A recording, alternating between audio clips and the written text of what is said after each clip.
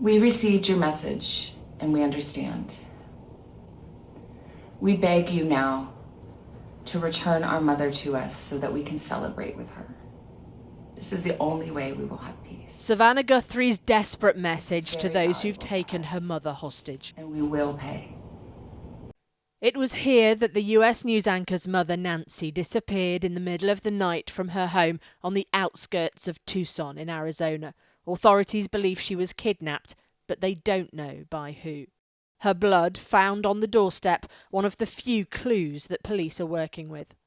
Nancy was last seen by her family on the 31st of January. The next day, her doorbell camera was disconnected in the early hours of the morning.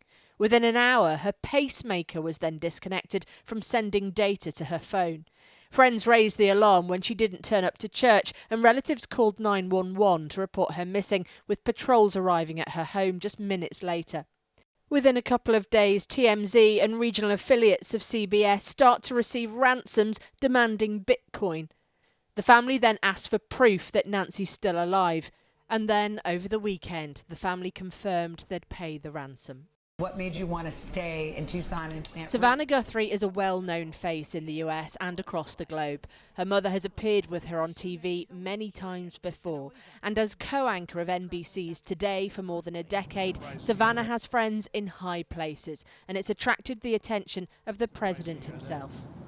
I think we're doing very well, meaning we have some clues I think that are very strong, and I think we could have some answers coming up fairly soon. A lot's taken place in the last couple of hours. You're all wishing that Nancy comes home. And support too from Savannah's contemporaries on other major US networks, including Oprah's best friend and CBS host Gayle King. It is an unimaginable situation for the Guthrie family. But all of this hasn't helped bring Nancy home yet, even though the FBI is offering a $50,000 reward for information. Some media outlets in the US reporting that the ransom is $6 million. Investigators have been searching Nancy Guthrie's house for hours over the weekend, with people on social media documenting each twist and turn. Not much has changed here outside Annie Guthrie's house. There's, I think, 3 law enforcement cars. We're not sure what agency they're from. Authorities say they're checking the authenticity of ransom notes, and the FBI is thought to be advising the family on communications. But more than a week on, the search for Nancy has still seen no suspects named. Each hour that passes, crucial. Well, joining me now is James Alvarez, a hostage negotiator and psychologist who's worked with the NYPD and the Metropolitan Police. Thank you for joining us. How likely is it that the FBI is helping with communications? And what will it be telling the family at this stage as well? Well, it seems likely that the FBI is going to be helping the family guiding the family through the likely sequence of events, advising them on what to say, what not to say, and tactics for managing the case, especially in the context of the media. The media exposure of this case is going to complicate things. Nancy lives only 100 kilometers from the Mexican border. How likely is it that she's actually still in the US at this point? It's entirely possible that she's not in the US at this point, given the closeness, the proximity to the Mexican border. And the chances of getting caught in Mexico seem to me to be less than they would be in the States.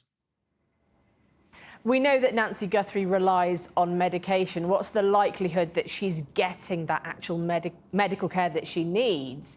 And also, how does the concern over her health play into the investigation and indeed the negotiations as well? Well, something that you've got to remember is that it's in the interests of the kidnappers to keep their hostage alive and healthy, because a dead hostage is not worth what a live one is. So it's in their interest to keep Nancy Guthrie alive and to make sure that she's okay. So it's entirely possible, I would bet actually, that she is in fact being provided with the medications that she needs. What will police now be looking at and trying to piece together? And will they be looking at people who are close to Nancy Guthrie as well? Well, the police and law enforcement and the FBI, their interests here are certainly the preservation of life, but they're also going to be very interested in apprehension. And sometimes these two functions are divergent in terms of the behaviors that you take. Do you think that authorities at the moment will have some leads, even if they're not saying what those leads are? How normal is it to reveal those leads? It would not be normal at all to reveal the leads because it might impede or disrupt the investigation and therefore possibly the safe release of the hostage. So it's important to keep the investigation quiet. In terms of how the kidnappers have gone about this, sending ransom notes to American media outlets, what does that tell you about this case? There are a couple of aspects of what I know about this case that make me think that it feels a little bit like a personal, or rather not professional, kidnap.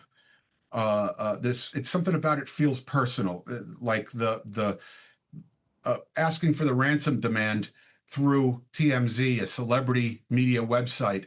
It's guaranteed to make it a major news story. And there's just something about that makes it feel like there's a personal, or rather unprofessional kidnapper gang managing this. Because some people would say as well, it might be a strange choice to target the mother of a news anchor. She will be wealthy, but there will be many more wealthier individuals in the US. That's right. And the unusual choice of this particular hostage, an 84-year-old woman who's got health problems, is a terrible risk to the kidnappers, in that what if she gets ill or dies? Then now they're dealing with perhaps a murder charge as opposed to a kidnapping charge. And it's a giant complication to them, which is one of the other factors that makes me think that there's something perhaps amateurish about this case. Dr. James Alvarez, thank you very much for your expertise. Thank you.